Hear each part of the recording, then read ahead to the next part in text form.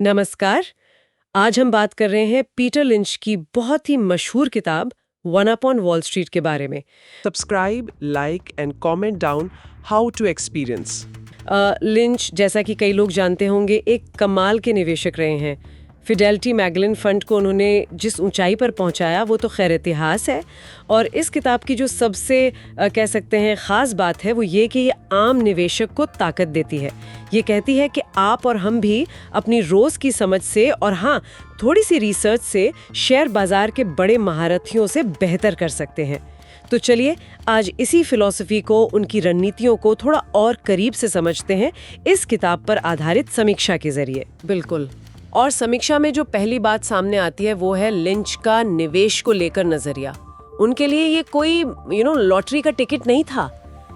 सबसे पहले वो कहते थे अपनी तैयारी देखो, मतलब आपकी अपनी आर्थिक स्थिति क्या है, आप कितना जोखिम, कितना रिस्क उठा सकते हैं, ये जानना बहुत जरूरी है।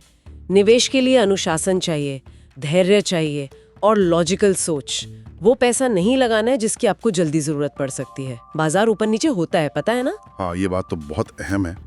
और फिर आता है वो हिस्सा जो मुझे हमेशा बड़ा दिलचस्प लगता है, वो जीतने वाले स्टॉक, वो अच्छे शेयर ढूंढने कैसे जाएं।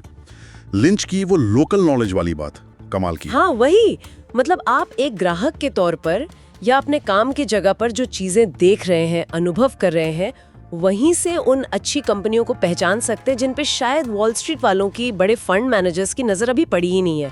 उनका वो फेमस कोट भी है जो समीक्षा में भी होगा शायद, थोड़ा ध्यान दो तो शानदार शेयर आपको अपने ऑफिस में या पास वाले मॉल में ही मिल सकते हैं। बिल्कुल, ये आम आदमी को एक तरह से एम्पावर करता है ना। हाँ एकदम। और इसी आइडिया को और प्रैक्टिकल बनाने के लिए लिंच ने स्टॉक्स को, मतलब शेयरों को 6 अलग-अलग श्रेणियों में बांटा।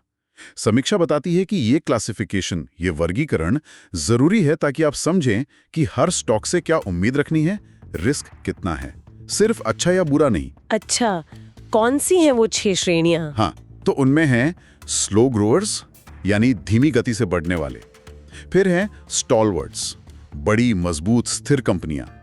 फिर आते हैं फास्ट ग्रोअर्स, तेजी से बढ़ने वाले।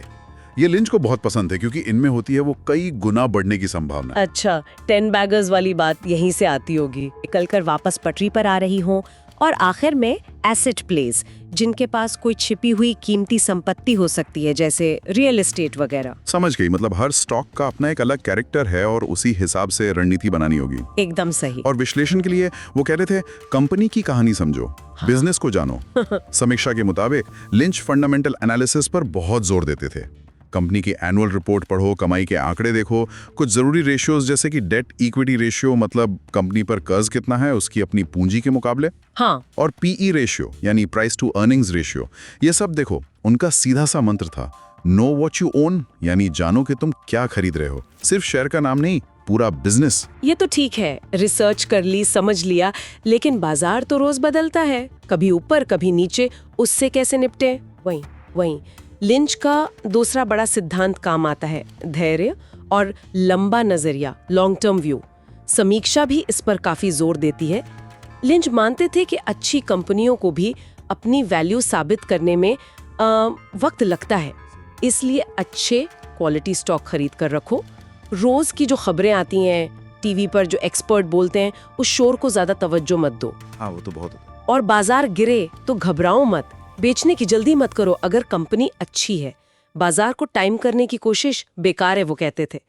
उनका जो अल्टीमेट गोल था वो था 10 बैगर्स ढूंढना, ऐसे शेयर जो 10 गुना या उससे भी ज्यादा बढ़ जाएं। वाह, 10 गुना। हाँ, और ये तभी मिलता है जब आप भीड़ के साथ नहीं चलते, अपनी सोच रखते हैं।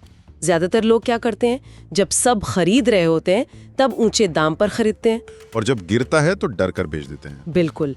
लिंच कहते थे अपनी रिसर्च पर भरोसा रखो, स्वतंत्र रूप से सोचो। तो इस समीक्षा के हिसाब से किताब की सबसे बड़ी खूबी इसकी सादगी है, प्रैक्टिकल सलाह है, और ये कि ये आम निवेशक को ये महसूस कराती है कि हाँ, वो भी कर सकता है। जी हाँ, और लिंच ने अपने सालों के अनुभव को बहुत ही आसान भाषा में समझाया है। हालांकि समीक्षा ये भी मानती हैं कि भाई कुछ उदाहरण जो किताब में हैं वो शायद आज उतने प्रासंगिक ना हो, पुराने हो गए हैं। हाँ, जाहिर है, दुनिया बदल गई है। और ये तरीका कोई शॉर्टकट नहीं है। इसमें मेहनत है, रिसर्च है, वक्त देना पड़ता है। सही बात है। तो कुल मिलाकर ये समीक्षा यही इशारा करती है कि वन अपॉन वॉल स्ट्रीट सिर्फ निवेश की तकनीक नहीं सिखाती, ये एक निवेशक की तरह सोचने का तरीका, एक माइंडसेट डेवलप करने में मदद करती है। अपनी समझ पर भरोसा करना, भीड़ से अलग चलना, ये सिखाती है। सही कहा। ये सिर्फ विज्ञान नहीं, शायद कला भी है। बिल्कुल। और जाते जाते एक सवाल शायद हम सबके सोचने के लिए छोड़ सकते हैं। आज का ज़माना डिजिटल है, जानकारी का तो जैसे समुंदर है हमारे पास, उंगलियों पर। ऐसे में लिंच का वो सिद्धांत कि जो आप जानते हैं उसी में निवेश करें, क्या ये आज भी उतना ही रेलेवेंट है, या फिर कहीं ये सिद्धांत हमें सिर्फ बड़ी जानी पहचानी टेक कंपनियों से आगे देखने में, उन अनदेखे मौकों को तलाशने में मदद कर सकता है जिन पर शायद अभी ज़्यादा लोगों की नज़र नहीं है? सोचने वाली बात है। इसके लिए इस दिलचस्प विचार मंथन में इतना ही। हाँ, और चलते चलते बस एक सोचने वाली बात छोड़ जाता हूँ। अगली बार जब कोई ऑनलाइन सब्सक्राइब, लाइक या कमेंट करे तो एक पल रुक कर सोचे, ये छोटा सा क्लिक उसके डिजिटल अनुभव को कैसे गढ़ रहा है, और शायद अनजाने में दूसरों के अनुभव को भी।